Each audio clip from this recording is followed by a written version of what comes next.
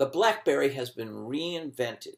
It has an all-new multi-touch operating system and all-new hardware that looks a lot more like an iPhone or an Android phone than the old traditional BlackBerries you may have been used to. Hi, this is Walt Mossberg from the Wall Street Journal, and this week I tested the new reimagined, reinvented BlackBerry, and here are 5 things to know about it.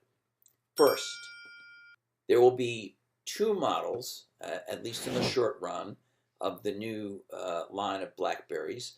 The first, being announced this week, is called the Z10, and it's an all-touch model that, again, looks a lot like the multi-touch phones you're used to seeing around. And then a little later, they'll have something called the Q10, which does have a physical keyboard like older BlackBerries, but still runs the new operating system, which is called BB10.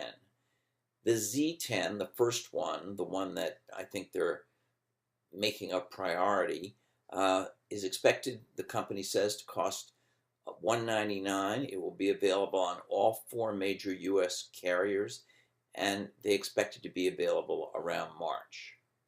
The second thing to know about the BlackBerry are what its biggest strengths are. In my opinion, after testing it for about a week, I think its biggest strengths are, ironically, the best out-of-the-box virtual keyboard I've seen on a smartphone.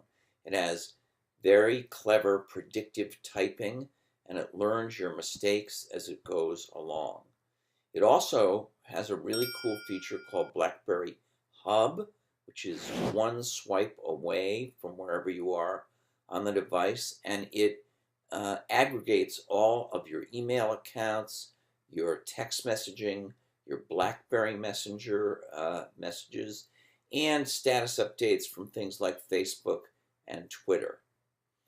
The third big cool feature, I think, is that in the camera, they have a thing called time shift, where if you're taking a picture of a group of people, you can home in on one face and, using a circular control, try to get the best possible shot of that face during the time you took the picture.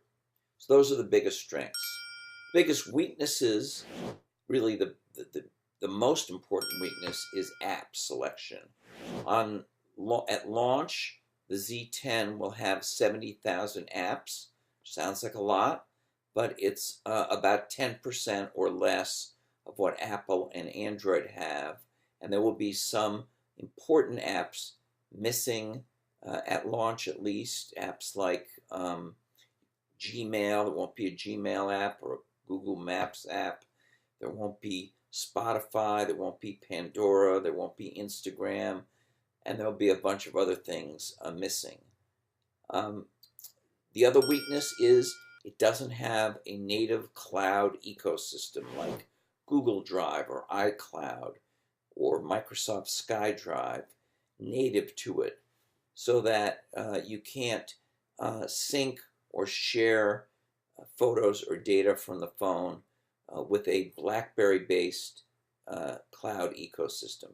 You can do some of that with third-party apps like Box or Dropbox, but it's not quite the same as having a built-in cloud ecosystem. The biggest plus for RIM in this new reinvented phone is that it gets them into the game of true modern multi-touch app platforms on smartphones. And if they didn't do that, if they hadn't done that, they, I think, would continue their downward spiral, because it really has been very hard for app developers to build apps for the older BlackBerry platform. Now they have a platform which at least gives them a chance. The biggest weakness, and this is the 5th point, is that they may be making a kind of tweener device, a device which traditional BlackBerry fans may not like so much because it doesn't have the physical keyboard, and it's really quite different to operate than a regular BlackBerry from the past. Whereas people who might be looking to switch from an Android phone or an iPhone could be turned off by the lack of apps and the lack of a cloud ecosystem. So that's the short version of my much more detailed review of the new BlackBerry Z10 and BlackBerry BB10 operating system. This is Walt Mossberg, and I'll see you next week.